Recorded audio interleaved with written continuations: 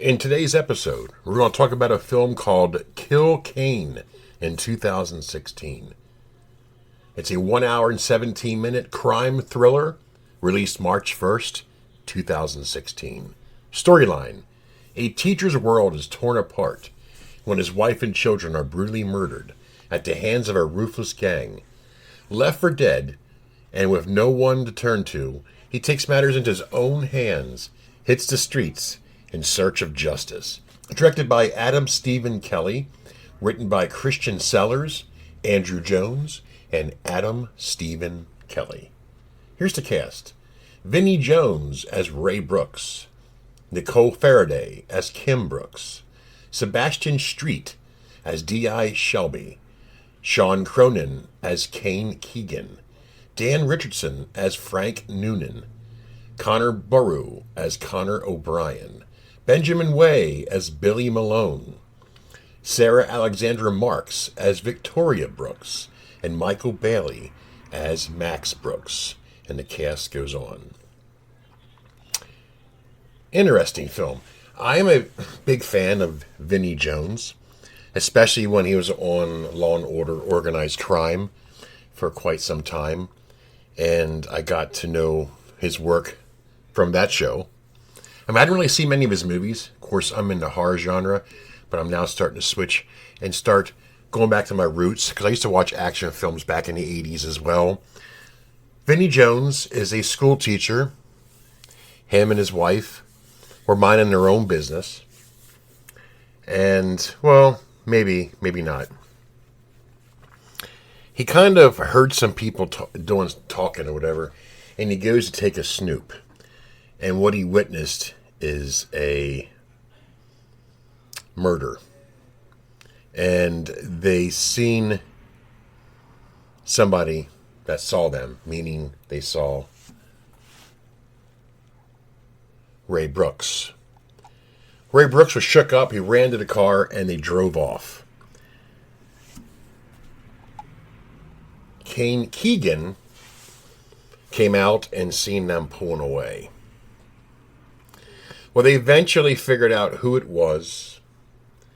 They came to their house, and they killed his whole family.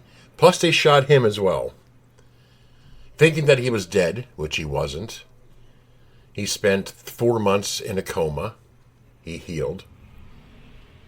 And now he has to go home and relive all the memories of his family getting killed. But he also knows who the ones that did it. Didn't know their names, but he knew their faces. So eventually, he gets the one, he kills the one, and he gets names. This is one of these revenge films that go after people who kill their family. There's plenty of films like this, obviously. There's tons of them. It's about how they do it. Vinnie Jones is a phenomenal actor. Like I said before, I like Vinnie Jones. And it wasn't this outrageous either. And I'll tell you right now, this movie to me was much better than Silent Night, the one from 2023. I say it for one reason. It didn't take him forever to decide to seek revenge. You know what I mean? And that's the only downfall I have with the one from Silent Night 2023. It was a good film, but again, it took too long for the revenge factor. So he picks them off one by one. And of course, the final one's at the end of the movie. Now, mind you, the cop's been talking to Ray. He knows that Ray knows who they are. And he knows that he's lying to him. So he's a suspect in the murders of the ones that killed his family. At the very end, the cop follows both of them. And Ray gets his revenge. He kills Kane Keegan in front of the cop.